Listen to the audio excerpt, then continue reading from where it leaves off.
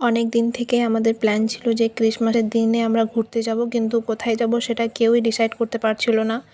আসলে আমরা 5-6 জন মিলে প্ল্যান করেছিলাম, তবে বাকিরা ক্রিসমাসের ছুটিতে বাড়ি চলে গেছে।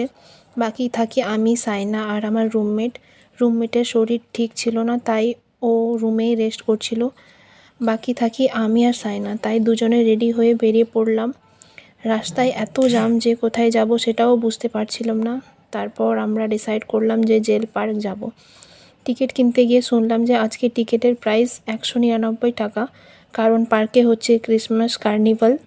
অন্য নর্মাল দিনগুলোতে টিকিটের প্রাইস থাকে মাত্র 50 টাকা, তবে আজকে ঝাড়খণ্ডের বিগেস্ট ক্রিসমাস কার্নিভাল উপলক্ষে টিকিট প্রাইসটা একটু এক্সপেন্সিভ। টিকিটের এত প্রাইস শুনে আমাদের আর ইচ্ছাই হলো না যে আমরা 199 টাকা দিয়ে ভেতরে যাই। পাশে নিউক্লিয়াস মল ছিল, তাই সোজা চলে গেলাম ওখানে কিছু খেতে।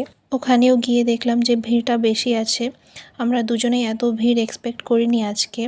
তারপর চলে গেলাম ফুড কোর্টে কিছু খাবার অর্ডার দিতে, কিন্তু ফুড কোর্টে এত ভিড় দেখে আর ইচ্ছাই করলো না। আর যদি অর্ডার দিয়েও দিতাম তবে আমাদের অর্ডার আসতে অনেকটাই সময় লাগতো।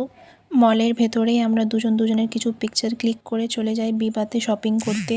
ওখানে আমি অনেক ড্রেস দেখলাম, কিন্তু জানি না আজকে আমার কিছুই পছন্দ হচ্ছিল না। মানে আজকে আমার কিছুই ভালো লাগছিল না।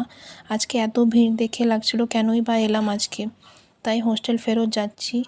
যাওয়ার পথে দুজনে আইসক্রিম খেয়ে দুজনের চিকেন মোমোস প্যাক করে ফিরলাম আমাদের হোস্টেল।